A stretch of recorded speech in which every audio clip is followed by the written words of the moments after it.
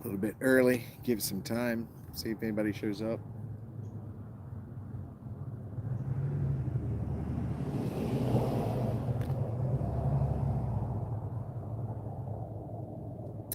5 minutes early. Whew. Shows one person in there. We're gonna give it a couple minutes, guys. Um, get it settled in and stuff like that. Do some adjustments here. I think that's it. Well, maybe I can do that. Yeah, that works. Couple minutes. Won't be a long show. If you're in, say hi so I can see who's here and stuff like that. It's gonna be hard to read the chat and stuff because I'm on my phone, but do the best I can. Hey Larry, how you doing, buddy? Doing all right? Good to see you. Thanks for showing up, man. Thanks for showing up. As you can see, the sun's going down. Let me swap this so you can see the camera, Larry. Oops.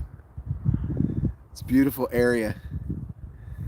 Beautiful weather. It's really nice.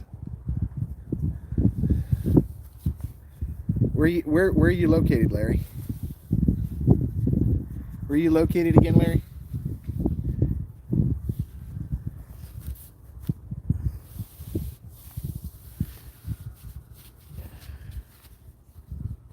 Long Island. All right, man. Well, have you been watching the videos I've been putting out the last couple of days? You get an opportunity to see Florida and the wilderness that we have here. It's pretty amazing. We've had I've been out here since Tuesday. I'll be leaving tomorrow. Pack up and everything in the morning and do some things and probably be out of here by noon. Um, it's it's been fantastic as far as weather goes. I mean, it's been hot but not overbearing, and the humidity has been low, so we're not like pouring in sweat. Um, but the nights have been amazing. I mean, right now it's probably in the mid 70s. It's supposed to drop down to 64 degrees tonight, so we'll sleep really good tonight. Wow, 16 people, 13, 16. All right, good. Um, so this is basically our last night. We're relaxing, not doing a whole lot. We're beat. We've been going strong since Tuesday. A lot of hiking. A lot of times, just on the go, just on the move. Um, Currently, right now, yesterday we went out and picked up the audio equipment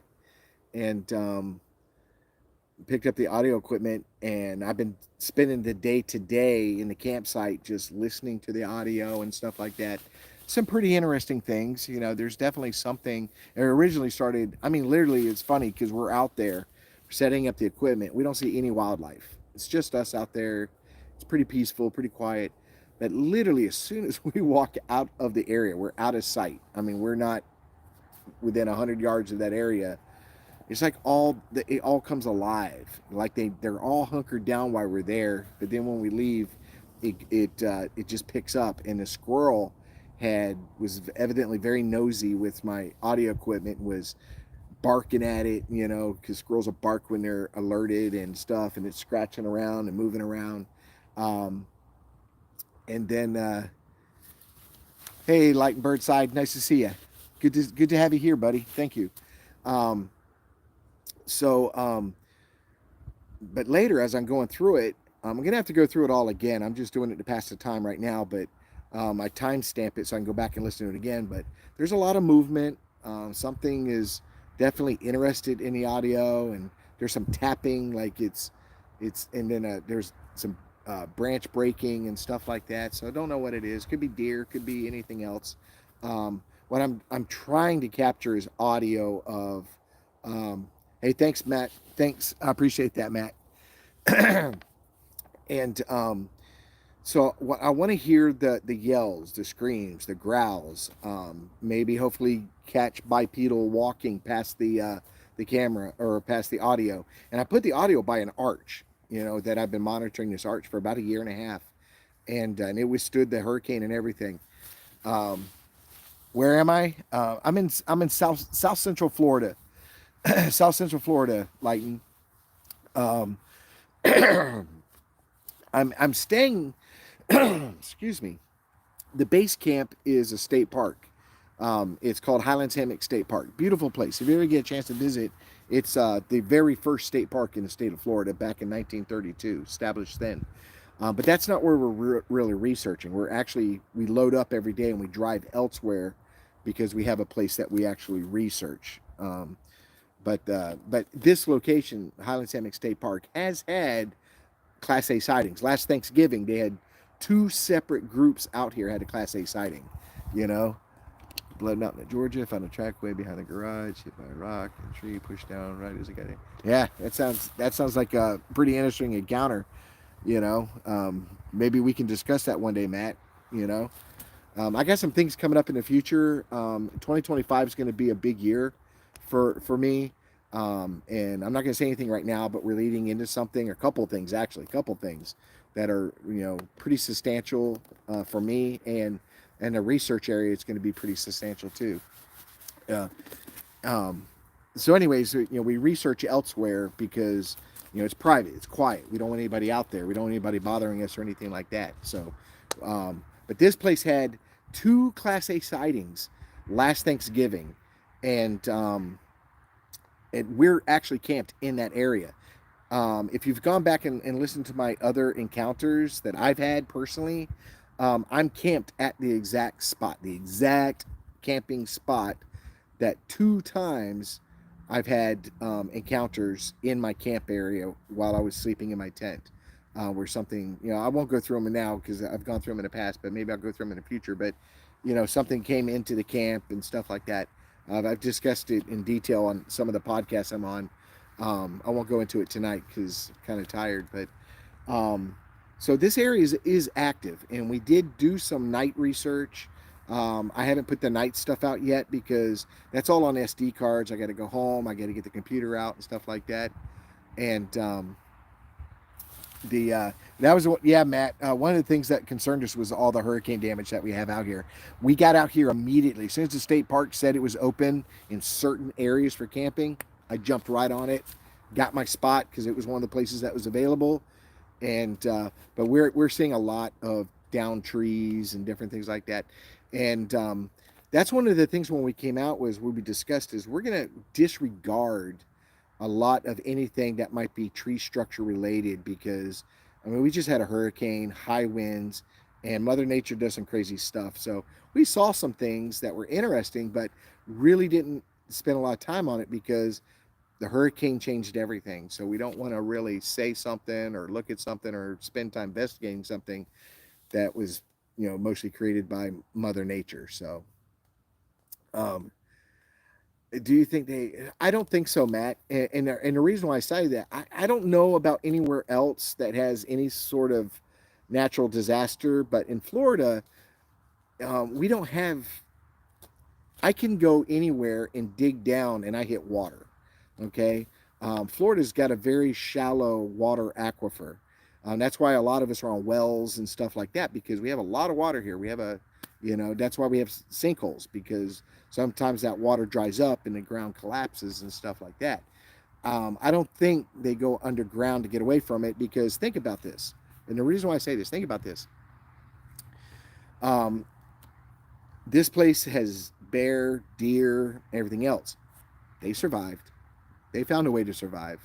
See what I'm saying? And I'm pretty sure a skunk ape, Sasquatch, whatever you want to call it, has that same ability. It knows how to survive in pretty tough situations. You know what I mean?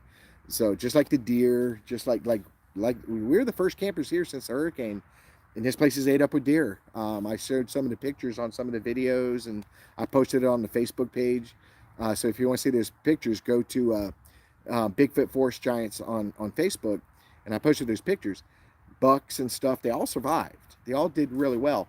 We went out here into the scrub forest, which is not too far from here, and we found bear prints, definite bear prints and stuff like that. We ran into a hiker that had pictures of a bear, very large bear. they all survived. So I think Sasquatch has the ability to hunker down, go to an area where it feels it's the safest, and it just hunkers down and waits. I don't think they go underground or anything like that. Especially in Florida, we don't have like the cave system as other states do. We may have stuff in northern Florida and stuff like that when you're starting to get into Alabama, Mississippi, Georgia, stuff like that. But down here in South Florida, it's sand. You know, we don't even have basements because they'll just collapse in on themselves because it's all sand here and stuff like that. Um, so I think they find a way to survive. I really do. Um, but we did a lot. We went to this one area and did some night stuff. We didn't see anything, didn't catch anything. But I will put the night stuff out so people can see the thermal, they can see the night vision cameras and stuff like that, and what we're seeing and stuff like that. We were hoping something would cross the scrubs, we'd catch it walking because that was the area where the two Class A sightings were. So we wanted to focus on that last night. Um, but most of our primary stuff was daytime in the other research area. Like I said, um, the hurricane really destroyed a lot. We were hoping that anything we found we knew was fresh. Anything we found we knew was new, because the hurricane kind of cleaned the slate, you know. But it's still dangerous out there. Even last week when I was out there, I recorded what I think is a tree fall. I'm not saying anything pushed it over. What I'm saying is I recorded a tree fall, and it was loud and it hit the ground pretty hard. And even right now, above my head, if I took this camera and showed you, there is a large branch vicariously balanced up there. So luckily, it's not moving or anything. But if a good wind came, it would land literally right beside me. So we kind of stay away from that spot. And I think it's wise when we're in the woods to pay attention to the canopy as well, because there's a lot of stuff up there that's broken, and as it deteriorates from the storm, it's going to break off and fall down and stuff like that. So you got to be very, very careful. You know. Oh, glad to see you back, Leighton. Glad to see you back. Um, even me. I've got a battery pack hooked up to this, so I don't run out of power and stuff like that. Um, but other than that, it's been really good. Nothing has happened in the campsite. Um, like it's happened to me twice, but I've camped in this spot 4 times in the last 2 years. So 2 out of 4 ain't bad. I'll take that. You know. And I appreciate that, Lighten. I appreciate it. Thank you very much. God bless you. Um, so um, overall, we didn't catch anything of significance or anything like that. The audio will tell us a lot because that ran for 21 hours straight. And I'm really interested to see what the audio caught. We didn't catch anything on night vision or thermal, even though it was fun to be out there and filming and stuff like that. But that's the nature of the beast. And like I said, we did just come off of a hurricane, so that changes the environment. It changes patterns and stuff like that. So the key thing was to get out here. We needed to get out here, and so we did. I was here. Brian Darcy, he's an independent researcher. He came out here. I was already out here, and then he met up the following day, the following evening, and came out. Um, and we've been here, throughout the week, and we'll leave on Sunday. A lot of hiking. I mean, we are burned out. We're tired. It's a lot of exercise, and I didn't know until I asked him. Everybody asks, how far out is that area that I go to that I like to sit up at, and I always tell them when they go out with me, I was like, hey, it's a long hike. We're gonna be hiking for a little bit.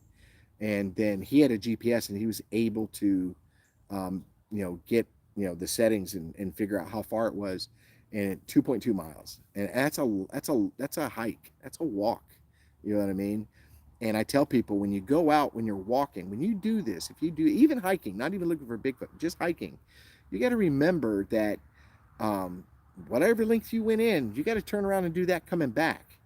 And when you're coming back, you're at half the energy you were when you were going out there. So you got to pay that in mind and pay attention, because I have not paid attention, and I've got myself jammed up where dehydration was setting in, and stuff like that. I was cramping up really bad, and I had a really long hike to get out, and it was a miserable day for it, you know. Also, I've gotten lost out there. Got so wound up with what I was doing and what I was capturing and what I was seeing. I completely lost. Hey Sharon, how are you? I completely lost track of time, and then all of a sudden I was like, "Oh man, the sun's going down. It's starting to get dark." And so I started hiking out, and I got lost because things change when the sun changes and things change. The area changes, and there was a time there where I really thought I was about to spend a night out here, completely unprepared, no tent, no nothing, no. I didn't have anything. You know what I mean? So it was not a good situation. But luckily, I found my way out and made it back to my vehicle and was able to get home safe. But y'all notice, when you're watching videos, I'm out here a lot by myself. I do not recommend that to anybody. I don't even recommend it for myself. I enjoy it when somebody like Brian or other people come out with me. You know what I mean? So yeah, camping's great. Like I tell people all the time, it's a win-win situation on these trips that I take. It's a win-win because I'm outdoors. I'm camping. I'm taking photographs of wildlife, and it's the fresh air. It's no stress, and you really feel good. Your senses get heightened. So even if I don't catch anything this round, that's okay. And it's a win-win for me because I get to enjoy nature. And I say it all the time on the channel. Get out there, guys. Get out there, spend some time, even if it's just 2 or 3 hours on a weekend. Get out there, do some hiking, take photography and stuff like that. Because if you look at most of the sightings, they're happenstance. Most sightings are just from regular people hiking or fishing or hunting or just out camping. It's not researchers. We're out there trying, but we're always finding these people to interview or to talk to or whatever. Then we ask them, hey, how did you come across Bigfoot? Well, I was hiking the Appalachian Trail, or I was doing this, or me and my family were just walking to go to a secret fishing spot. None of it was research. None of it was looking for Sasquatch. It's all by happenstance. And that's what we hope for, that we end up in the right place at the right time, and by happenstance this thing steps out and we're able to capture it on video, not pictures. I'm not, y'all know I'm not big on pictures.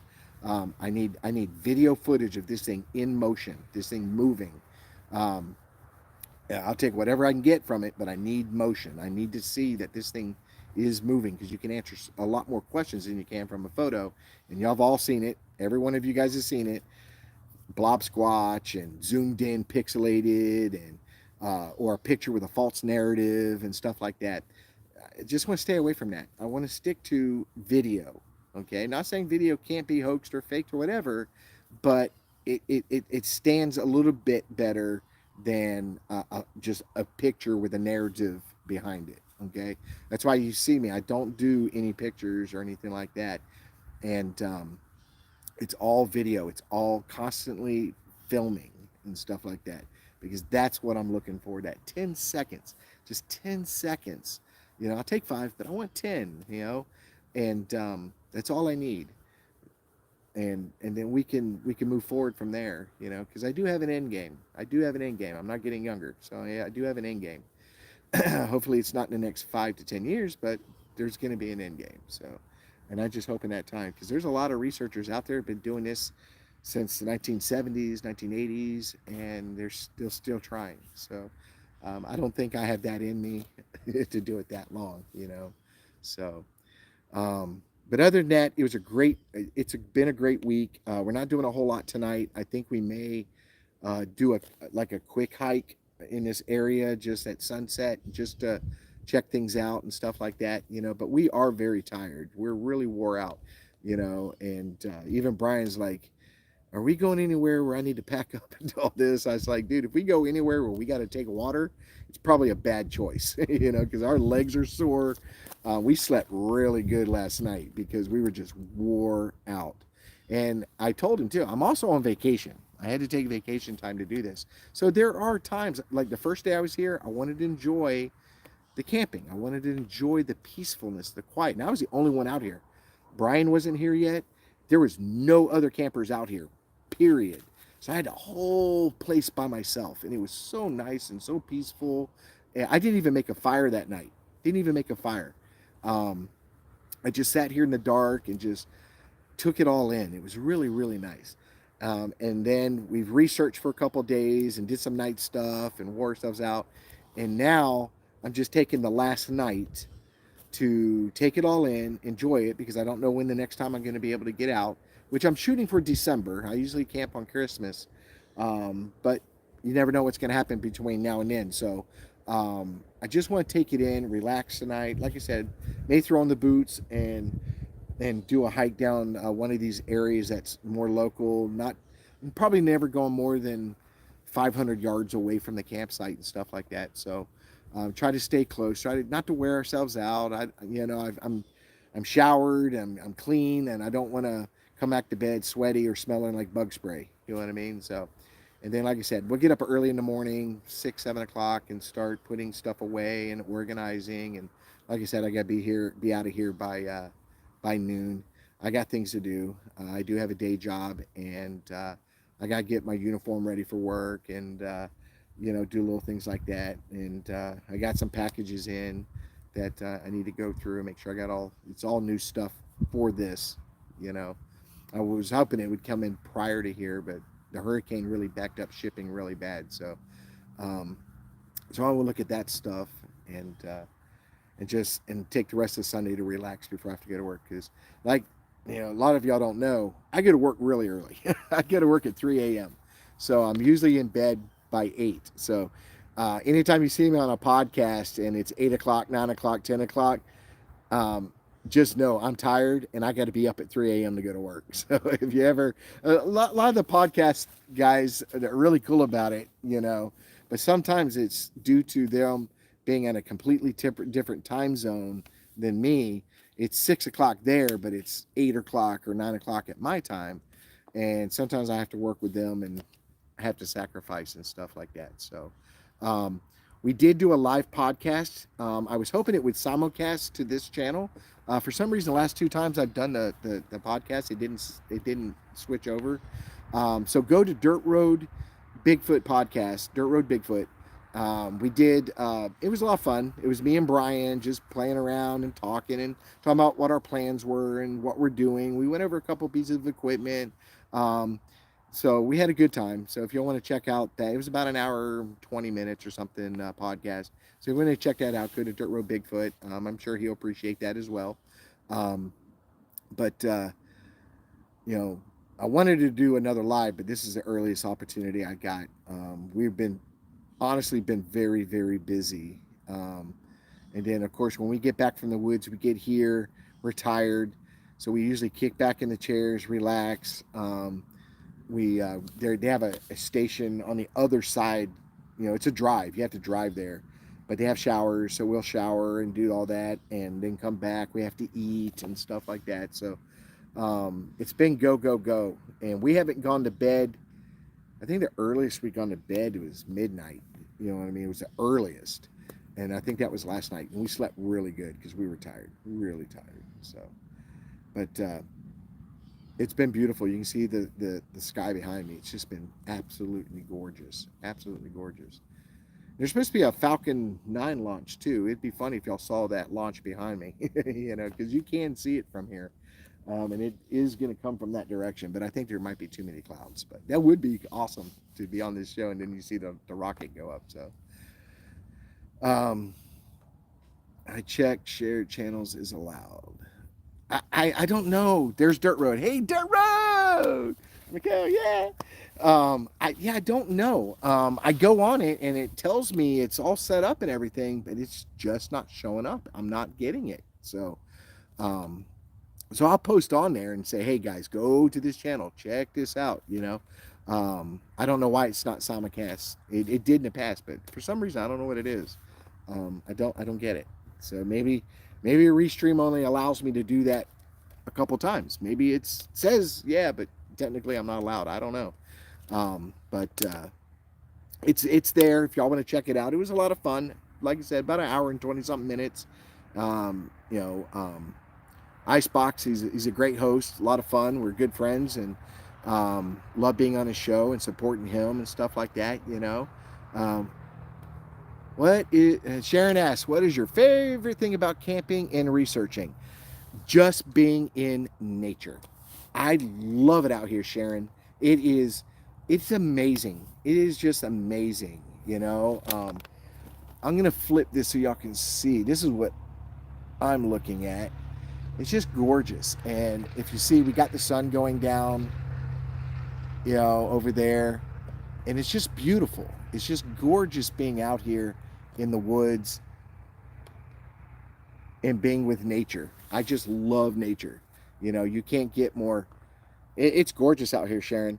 Brian had never been here before, and he wants to come back. He's like, I got to bring my wife out here. I got to bring my wife. We got to camp out here and stuff like that. Um, it's just, it's, I'm telling you, Sharon, it's good for the soul.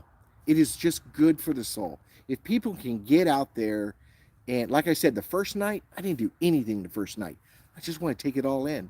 I wanted the fresh air. I wanted to hear the birds. I'm watching squirrels all over the place playing around. The next morning I got up. I was actually sitting in my car doing something on the phone, and deer came right into my camp. Deer. Oh, this is pretty cool.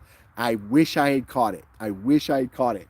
So I'm sitting here. The deer is come and gone. Everything else. I'm like, well, I'm gonna run and take a shower. So I get in my car and I pull up out of the campground, and I wish I'd known they were there. Literally 30 yards from me was a albino deer. Albino deer. And I wasn't prepared to. And by the time I pulled up and they, boom, it was a pack of deer. I guess you call them a pack. I don't know. There was like 5 or 6 deer. One was all white. And as soon as I saw them, they saw me, they were gone.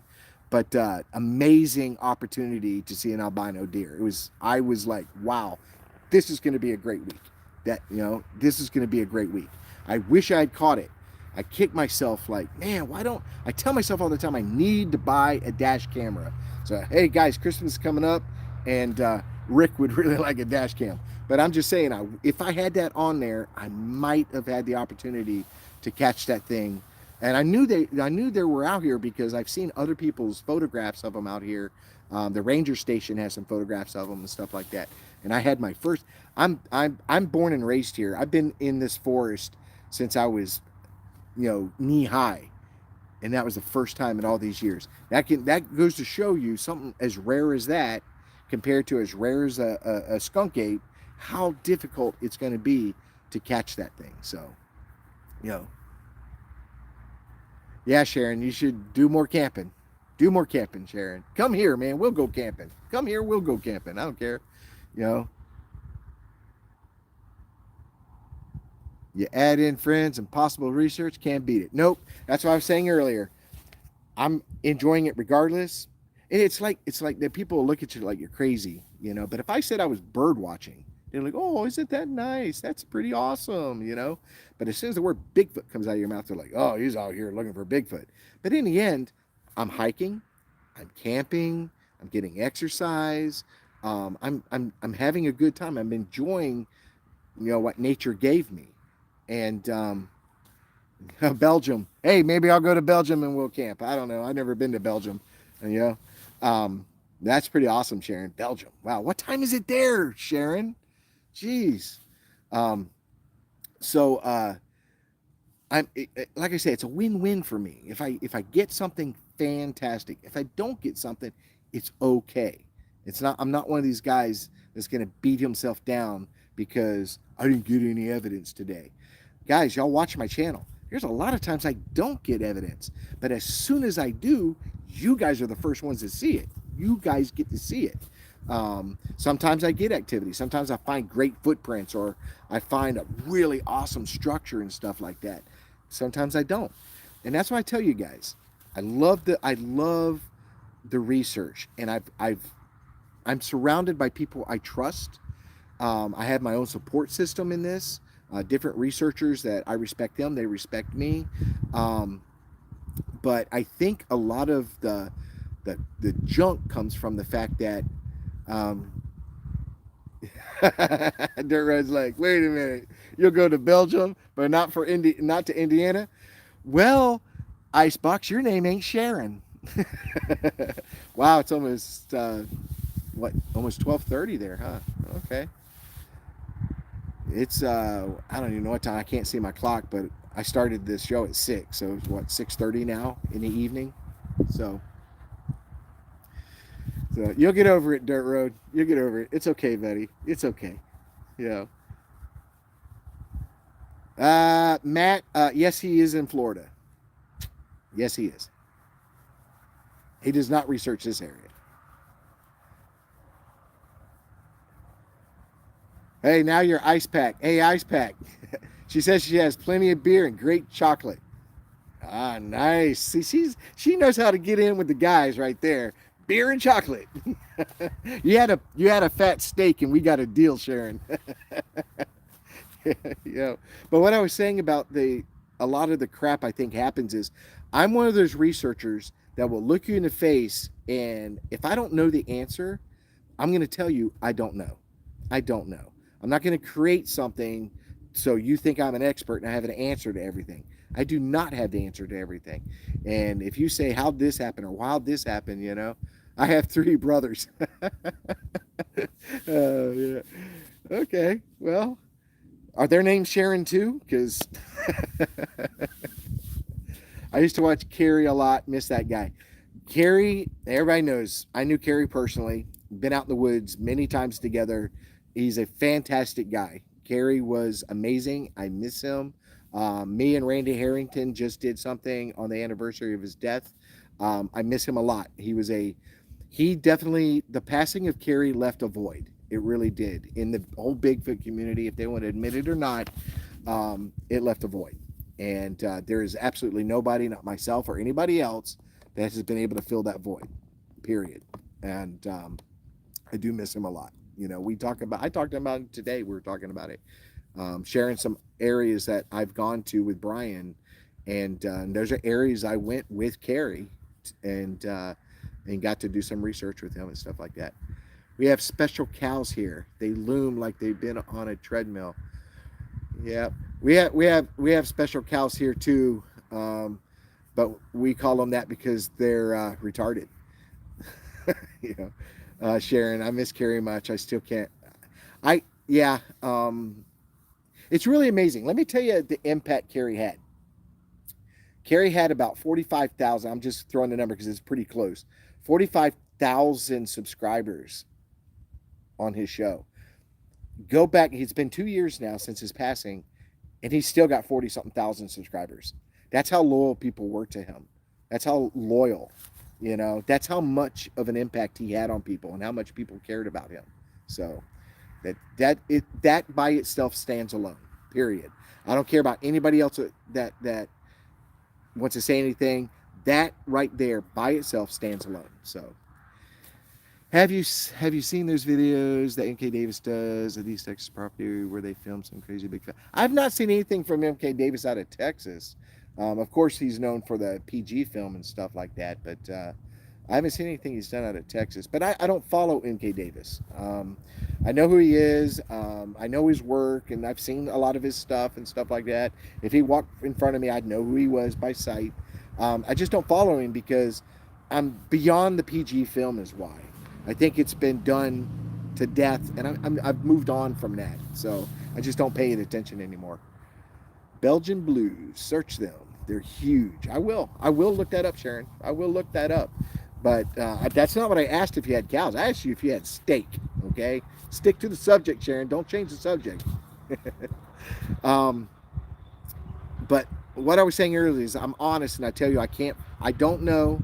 I'll look at you and say, I don't know the answer to that. That's why we're out there researching. There's no experts in this field, guys, because if there were experts, they'd have the answers, and we don't have the answers. And so I'll tell you straight up, I don't know. Okay? And I think that's where the problem lies. I've hit this subject in the past. I think that's where the problems lie, is that they create answers that they can't prove or unprove or disprove, whatever, just to give you an answer so you think that research is an expert in that field or nothing like that. And I try to stay away from that, We don't know. Because if I find somebody that says, hey, I'm an expert in Bigfoot, dude, I got some questions. I got a lot of questions, tough questions for you to answer then. So, and I think that's where they get wound up is, I think that's sometimes where hoaxing comes from as well, is because they're like me. They're not every weekend showing you something, so they create something for content. I'm not here for content, guys. I'm not. This does not pay my bills. This is a hobby. Not monetized. Will never monetize. If there's commercials on my show, that's not me, guys. That is YouTube doing that. They're making money off of what I'm doing, but I'm not going to monetize at all. So it is what it is. And I like I said, it's a big red flag when I watch these channels, and every single week they guys, oh, look what I got, and I filmed this and I filmed that, and I'm looking at it and I'm not seeing anything, or I see a blob squatcher, or if you have to circle it, then you didn't see it. See what I'm saying? Give me a photo where I ain't got to circle this thing. It is right there. See what I'm saying? It says Dirt Road. Matt, I have an interview done with East Texas that I haven't released yet. Yeah, good, good. Is it with MK Davis or just East Texas? I know Texas is a hot spot. Texas has its encounters. Well, every state really does, other than Hawaii. But I ran into somebody who actually claimed there's Bigfoot in Hawaii. There's never been a sighting of Bigfoot in Hawaii. No. So, any other questions? Throw them at me, guys. It's still a little early. I got a few minutes. It's not dark yet. Can y'all see me clearly? Can y'all see me very well? Because when I'm looking at the screen, it looks pretty good. But I just want to make sure. Because if it gets too dark, I'm going to shut everything down and relax and stuff like that. Very interesting.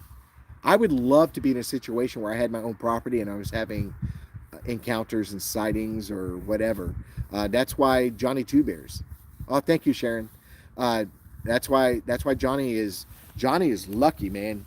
All he's got to do is step over a fence and he's on property where he's getting activity right there. He doesn't have to do like a lot of people and pack up and stuff and head out, and you got to plan ahead and get all this stuff. Johnny's got a really, really good situation, and I like that. I wish I had a situation like that where pretty much I can go on my back porch and get some kind of evidence or something like that, either something thrown or something like that, like this morning about 6 a.m. I got woken up with something hitting my tent. I didn't find a stick or anything that fell out of a tree, but it sounded, whatever it was larger than an acorn, but I didn't find anything. But I don't know what it was, but it definitely made me sit up in bed. But he got stuff. He's got stuff being thrown in his yard and vocalizations and stuff. That's pretty cool. I would love a situation like that. I would save a lot of gas if I did. A lot of gas. So, but anything else, guys? Ask away, because I still got a good 20 minutes I can spend with you guys and answer anything you got or anything like anything, especially about this trip or anything like that. I had a good time. I mean, I really enjoyed this. I needed the break anyways, guys. I work a lot of hours, and I needed a break. I needed to get away from the daily stresses of what I deal with at work and stuff like that, and just relax. And you can't pick anything better than nature. Can't pick it. I mean, I know people like going to the beach for relaxation. I just don't like being around hundreds of people around me. You know what I mean? Out here, I got privacy. I got peace and quiet, and I can relax and stuff. What was interesting, though, we were sitting here, just so y'all know, all of a sudden, there's a county road behind us. Maybe, I don't know. There's a county road there. And I live in the country, so there's not a lot of traffic, so you're not hearing a lot. You'll hear cars pass, but it's not heavy traffic at all.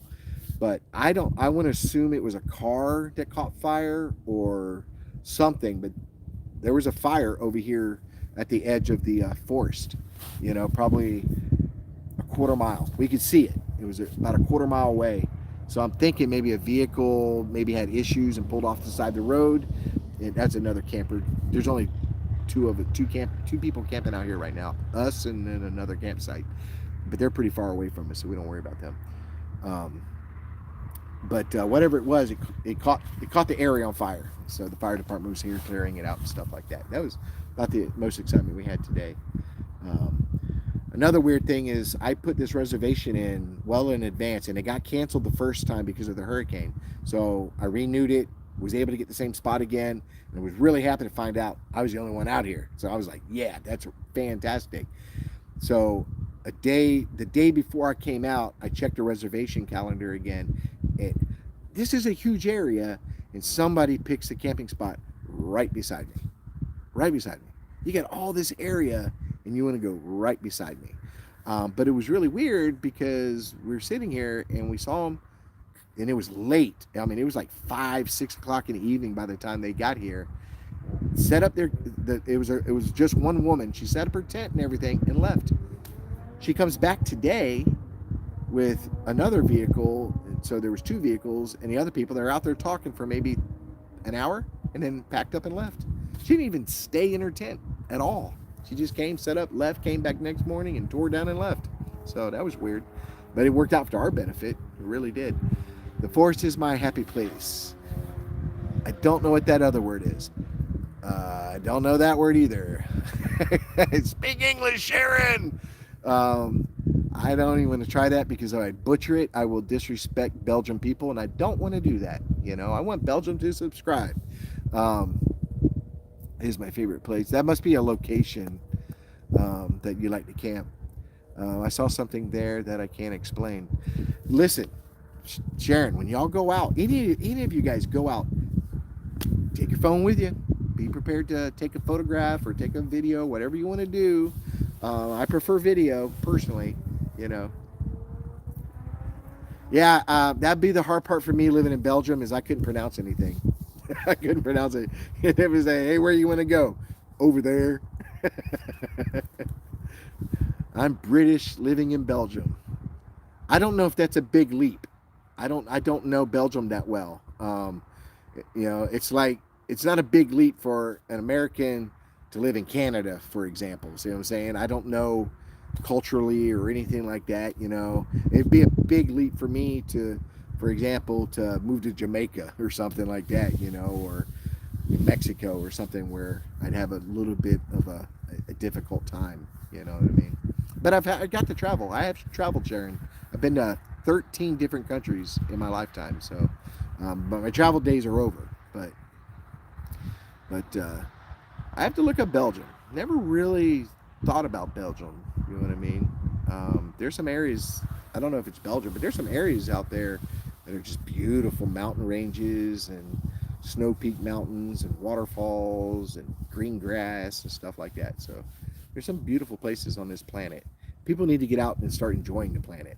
You know what I mean? It's like even me and Brian, when we walk, if we find trash, we pick it up.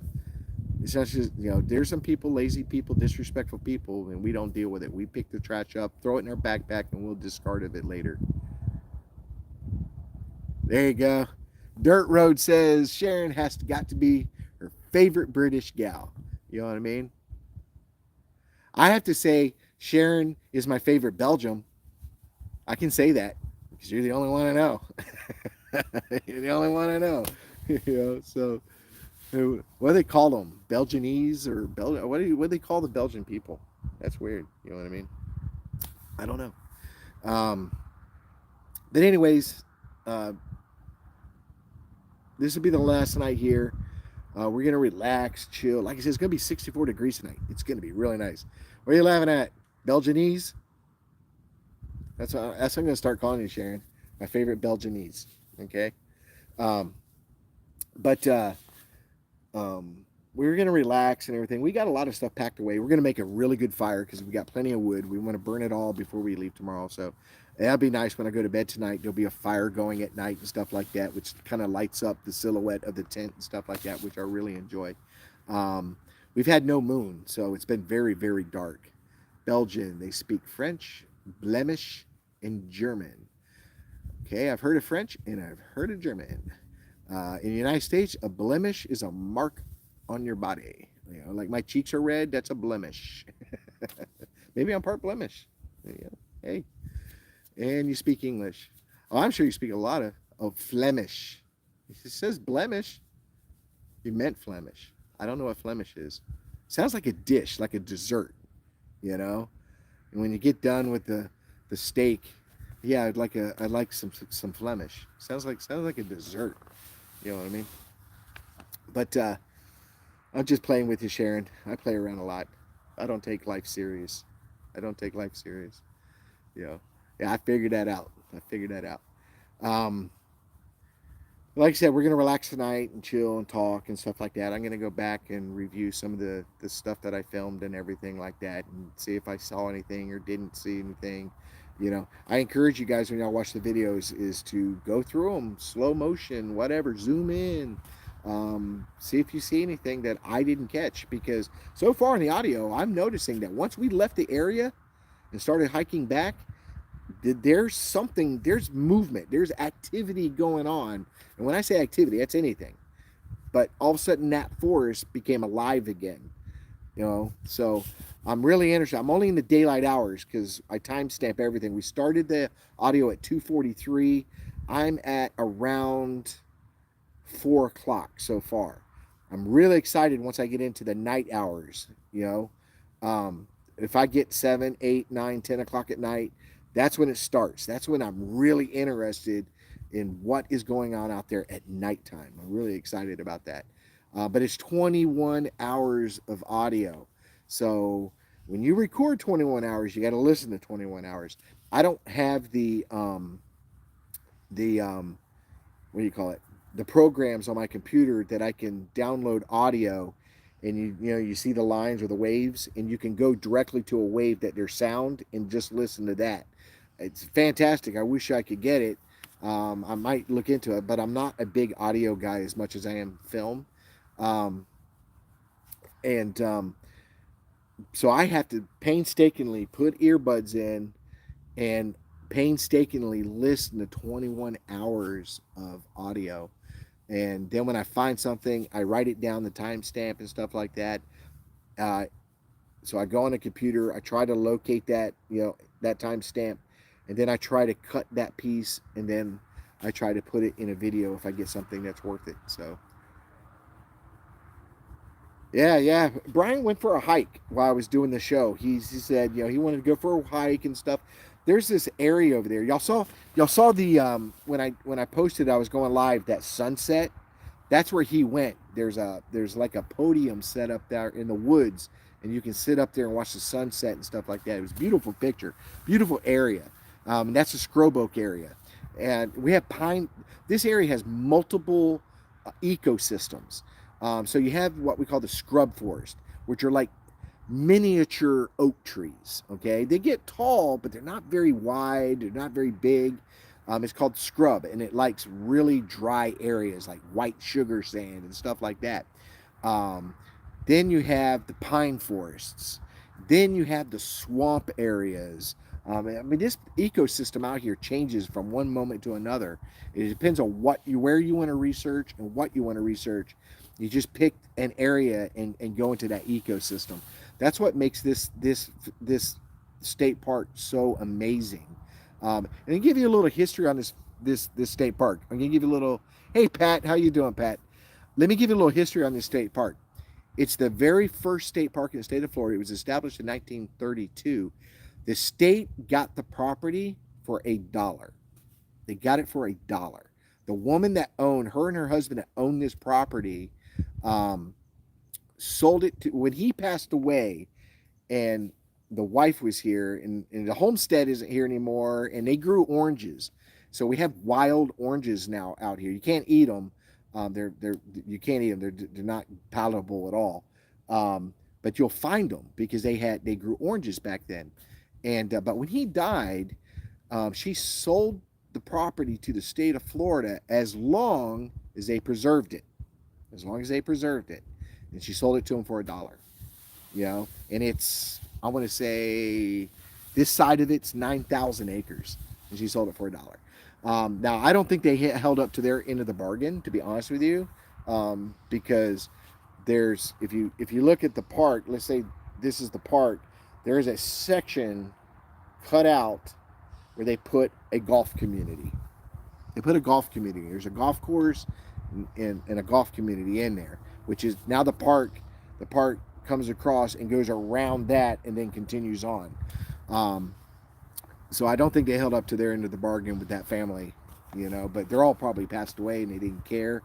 But it's sad, you know. It's not like a lot of acreage. They probably took maybe, I don't know, 500 acres or something like that, you know. Um, but it's just sad that, you know, that's part of the force that's gone. And that's why I encourage people to get out there now. Get out there, enjoy it now, guys, because someday this is all gone. And hopefully I'm dust in the wind by the time that happens. But, um, you know, our grandchildren, our great grandchildren, and so forth may not have this opportunity. You know, somebody will be sitting here telling them about camping. You're like, what is camping? What is that? What do you mean? You stay outside? What? You know what I mean? These days they're slowly going away. So I really encourage people to get out there, be a part of nature, and keep it clean and keep it, you know, exciting and have fun, and take your kids and take your grandkids and teach them things in the woods. Show them plants and show them different things and explain what this animal is and what this animal is, you know, because we're going to lose it all. It's all going to be gone, you know. So, you know, whatever state you're in might need money and decide, hey, let's sell off 1,000,000 acres and make it into residential or commercial property and just to pay the budget. I don't know. So, but any questions? Any questions? It's good to see you, Pat. Really good to see you. Because we got about 9 minutes left. Because I want to do about an hour, 8 minutes left. So if you got any questions, throw at me now. Because like I said, the rest of the night I'm going to be relaxed and everything like that. And if any of you guys have an encounter or questions or anything like that, guys, I have an email. You hit me up. I will answer your email. It's bffgbigfootresearch@gmail.com. And hit me up, you know, or just say hi. Hey Rick, how you doing? I watched your show. I'm so and so, and just want to say hi. I will respond. I will respond. I do really well at responding to the emails and stuff like that. And if you're in South Florida, you know, South Central, whatever you want to call the area I live in, I consider myself more Central Florida than I do South Florida. Um, if you're ever down here, you know, and it works out, we go out. I, I've taken numerous people out with me. No charge, no nothing. Just bring your gear and let's go. Let's start walking. You know what I mean? I have no secrets. I'll take you to where I go and stuff like that, you know, and you know, won't charge you a penny. It's your gas. You know, you get here and we'll go out. I don't care. You know what I mean? If you want to camp, we'll camp. You know, I'm just all in. You know, so any questions? Come on, Sharon. You gotta have a question. Pat's gotta have a question. I know if Will was here, Will would have a question. Will's always got great questions. You know, I think Dirt Road left, but if he's there, hey, Dirt Road, throw a question at me, man. Even though Dirt Road, we talk all the time. We talk all the time. So I call him when I get off work. Hey, Dirt Road, what you doing? You know, because you know he's on the road, so he's got somebody to talk to, and I got somebody to talk to, and stuff like that. So, you know, me and Dirt Road talk all the time. You know, and you know, there's a few guys I stay really close in contact with. And if you're ever watching my videos, I put them at the end of the video. Not that anybody makes it to the end, but if you get to the end of the video, I will tell you some podcasts that I recommend that I like. These guys are doing good work, you know, or I know them personally. So I'm like, these guys won't steer you wrong. You know what I mean? Um, so check them out and stuff like that. And Dirt Road's always great for a good time. You know, he's a good guy. You know, he's up in Indiana. You know, he's an Alabama boy, but he's up in Indiana. Um, but there's quite a few research groups here in the state of Florida. You know, BFFG is just one. Mid Florida Bigfoot Research Group with Marie DeMont. She came out here last year with me. She came out here and camped out here last year with me. We had a great time. She's a trooper. She'll get out in the woods. You know, she'll strap on her rubber boots and she's on her way. You know, she's pretty good. You know, hey Randy, how you doing, buddy? Good to see you.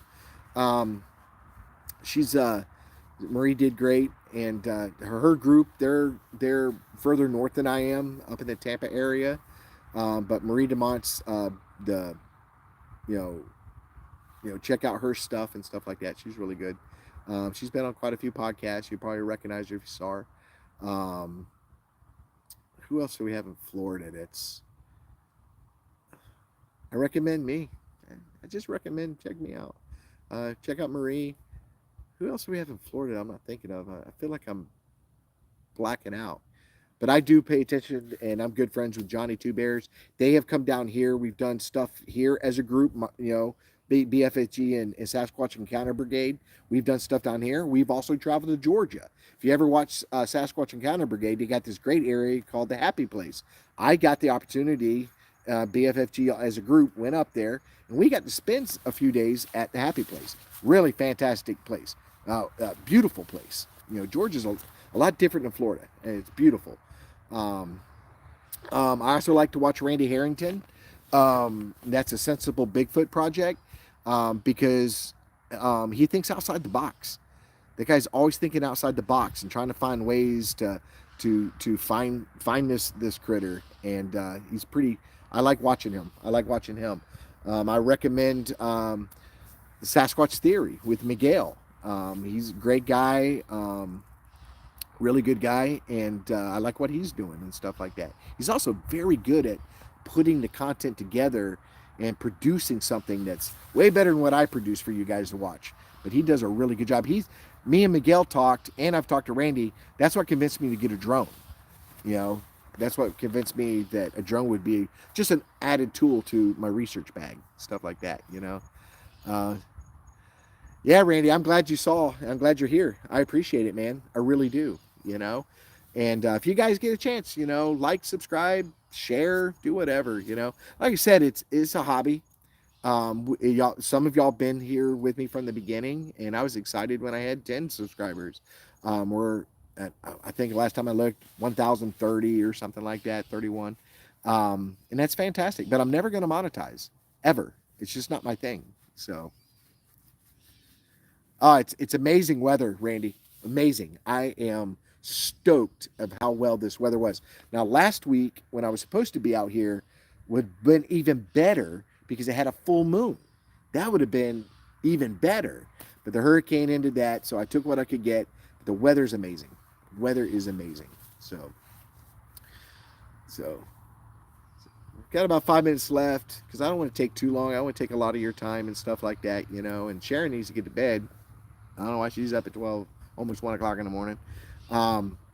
But ask away, ask some questions, and anything about the research, anything about my channel, anything about, whatever you want to know. I probably got an answer. I appreciate you, Sharon. I appreciate you. You know what I mean? Again, like I said, if you're in Florida and you want to meet up and you have an encounter you want to go over with me and talk about it or whatever, or meet at a location and show me what you saw or whatever, I'll make myself available. Within range, I'm not going to drive 5 hours to somebody or something like that. Just kind of stay South Central area. And always hit me up, bffg-bigfoot-research@gmail.com. You know what I mean? If you got pictures you want to share and say, hey, Rick, what do you think about this? Now, listen, guys, I'm going to tell you, you send me something, I'm going to be honest. It's not personal. I love each and every one of you guys, and I want you guys blessed in life and stuff like that. It's a camper driving by again. That guy that left, he's just coming back. But I'm gonna be honest. I'm never gonna lie to you. And if I tell you, hey, I don't think this is anything, or I think it's this over here and not what you think it is, or I might even say, wow, that's interesting.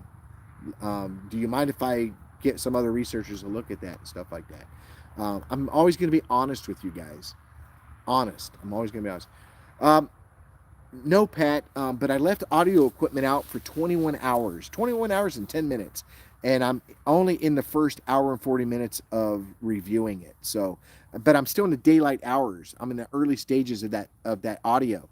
I'm really getting excited as the timestamp goes more into darkness and overnight to see if I caught anything. Because if you guys go into, it's either in my shorts or it's in the videos, but go all the way back to the original when I first started the channel.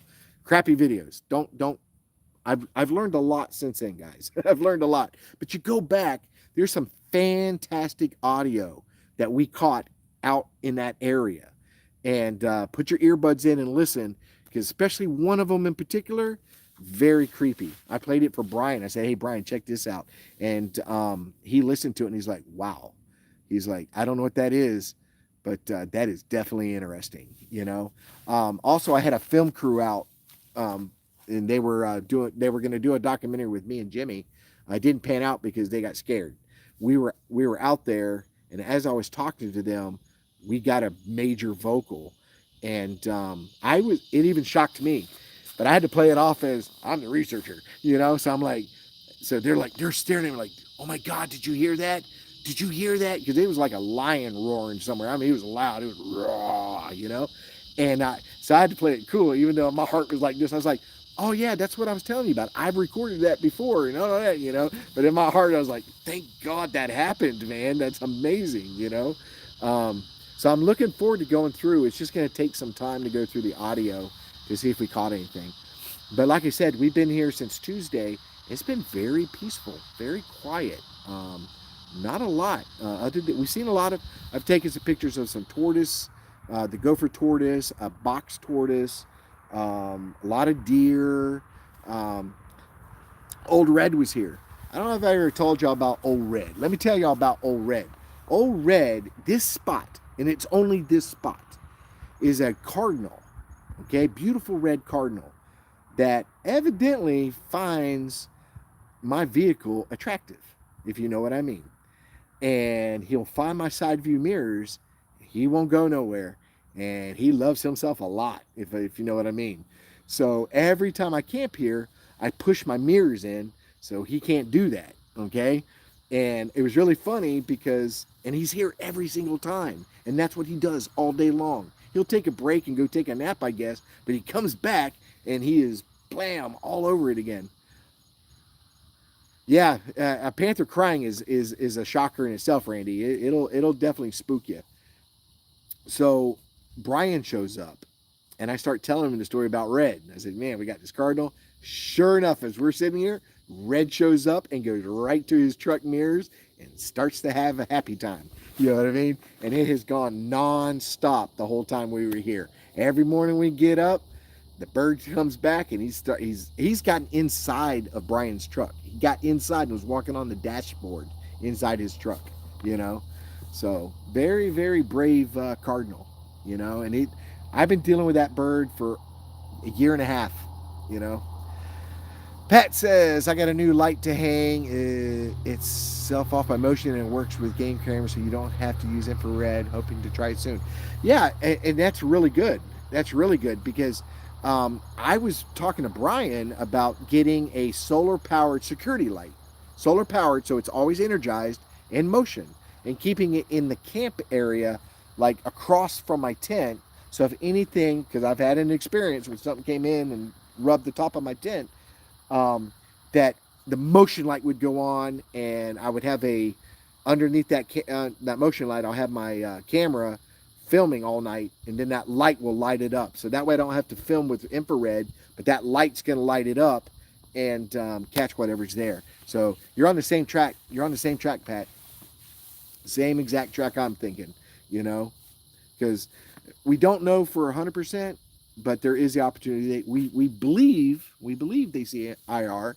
Haven't proven it, but we believe it, um, because a lot of animals do see IR, like deer. You ever see a trail cam of deer? They're always like bloop, looking right at the camera, and the camera goes up. They're always looking at the camera. So, um, Ocala. The only time I go up to Ocala is the Bigfoot conference, because a lot of people research the Ocala. A lot of people research up there. Jimmy and Bobby, they go up there. They've researched that area. If y'all have ever seen the three-toed print that we've highlighted on some podcasts and stuff like that, that was found in Ocala by Jimmy and Bobby and casted. Um, yeah, Ocala's that and the Green Swamp. Those are both areas that are very popular. Very popular. So. Um, I like to go where nobody else does. I can honestly say I'm probably the only Bigfoot researcher in a 3-county area here. I guarantee there's nobody else Bigfoot researching, because I've never ran into them ever, you know. So I have it to myself. I get to enjoy it by myself. So But all right. Um, Deer, see it for sure. Yeah, I'm pretty sure, Randy. I agree. I think they do. I think they do. Yeah. Wow, 20 feet. It's pretty high. What you gonna get up there with a deer stand or something like that? 20 feet. That's high. You know, it's pretty good. When I used to be a deer hunter, I would always set my stand at 20 feet or higher, but never below 20 feet. So 20 feet is pretty far up there. You know. Yeah. It's happened where people, especially hunters, have been in tree stands and these things have walked right beneath them, walked right underneath them, and stuff like that. They can, I think, they can sneak up on you. I think they can be quiet. Um, when I was doing volunteer work for the state park service, and we had to get bears out of the camping areas, I had a bear walk within 10 feet of me in the brush. Never heard it. I didn't even know it was there until it popped its head up and looked at me, and then went back down and started walking. So even a bear can be extremely quiet in the forest. Sorry guys, I got mosquitoes eating my ankles. I'm wearing flip flops. I'm done with boots right now. I've been hiking all over the place. I'm done with boots. So, um, anything else, guys? Anything? Throw a question at me. If not, you're gonna lose me here real soon because the camera looks great. Hopefully y'all can still see me very well. It's actually outside of this because the camera evidently picks up better than my eyes. It's actually getting pretty. It's starting to get dark. The sun's already down. There's no more sunset. It's down. So, you might get a. Where are you camping at? I am at Highlands Hammock State Park. That's base camp. This is not where we're doing our research. We go elsewhere, but base camp is Highlands Hammock State Park, and I prefer the primitive side. There's another camping area for campers and glamour campers and stuff like that. They have water and electricity and all that. We're on the primitive side. There's only 16 sites out on the primitive side, so you have to bring in all your own stuff, all your own stuff. But I prefer that. I prefer to be on this side because it's quieter, and I don't mind roughing it. I really don't mind roughing it. So, but it's a really beautiful park. It's like I said, it's been here a long time. It's pretty fantastic, you know. So, anything, guys? Anything? Because I need to start a campfire. Woo, mosquito. You know, he doesn't realize I don't taste good. I'm not good. Yeah. All right, guys. Well, I'm gonna call it, and I appreciate all you guys showing up. Thank you, Randy. Thank you, Pat. Thank you, Sharon. Thank you, Dirt Road, and anybody else I missed. I appreciate it. Thank you for coming on and showing me support. I really appreciate it. It goes a long ways. It does. It does motivate me. I love my subscribers. I think you guys are fantastic people. I only wish the best for you. Thank you, Sharon. Thank you. You have a great evening too. You have a great evening. Um, you know, Sharon, you got an open invite. You ever come to the United States? Open invite. All my Belgianese people, open invite. Um, but I appreciate each and every one of you guys, and I want you guys to have a great weekend, have a great week, and get out there. Get out there and have a good time. Get in the woods, okay? You too, Randy. You too, and thank you. I will be safe. Thank you. And God bless each and every one of you guys, and I'll talk to you later. Bye-bye.